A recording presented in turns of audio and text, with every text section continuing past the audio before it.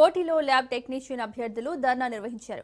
నియామక పత్రాలు అందించాలని డిమాండ్ చేశారు. ల్యాబ్ టెక్నీషియన్ల ఆందోళనకు రాజ్యసభ సభ్యుడు ఆర్ కృష్ణయ్య మద్దతు పలికారు. కౌన్సిలింగ్ ప్రక్రియ పూర్తయినా అపాయింట్మెంట్ ఆర్డర్స్ ఇవ్వడం లేదని అభ్యర్థులు ఆరోపిస్తున్నారు. ఎంపికైన అభ్యర్థులతో పాటు కార్యాలయం ముందు బైఠాయించారు ఆర్ కృష్ణయ్య. 2 రోజుల్లో అపాయింట్మెంట్ ఆర్డర్స్ ఇచ్చేలా చూస్తామని హామీ ఇచ్చారు డైరెక్టర్ రవీందర్ నాయక్.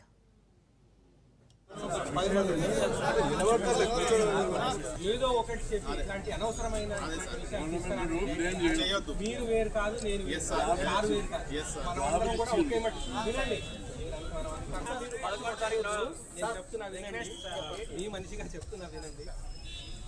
మన వైద్య ఆరోగ్య శాఖలో సెలెక్ట్ అయినటువంటి గ్రేడ్ 2 ల్యాబ్ టెక్నీషియన్స్ 1284 మంది సెలెక్ట్ అయ్యారు. వారికి వెంటనే పోస్టింగ్ ఆర్డర్స్ ఇవ్వాలని ఈ రోజు వందలాది మంది డైరెక్టరేట్ కార్యక్రమం వచ్చి డైరెక్టర్ గారిని కలవడం జరిగింది, చర్చలు జరపడం జరిగింది. అయితే ఇప్పటికే చాలా ఆలస్యమైంది. ప్రభుత్వం కూడా పెద్ద ఎత్తున రిక్రూట్ చేసేది చాలా గ్రేట్ విషయం. 1284 మంది ల్యాబ్ టెక్నీషియన్స్, 5005 మంది నర్సులు, స్టాఫ్ నర్సులు, 500 పైగా డాక్టర్లు, ఇట్లా వైద్య ఆరోగ్య శాఖలో పెద్ద బల్క్ రిక్రూట్మెంట్ అనేది ఎప్పుడు ఇంత పెద్ద మొత్తంలో ఉమ్మడి రాష్ట్రంలో కూడా జరగలేదు. అంత పెద్ద మొత్తంలో జరిగినందుకు నేను ప్రభుత్వాన్ని, ప్రత్యేకంగా మన డైరెక్టర్ గారిని, మంత్రి దామోదర్ గారిని నేను అభినందిస్తున్నా.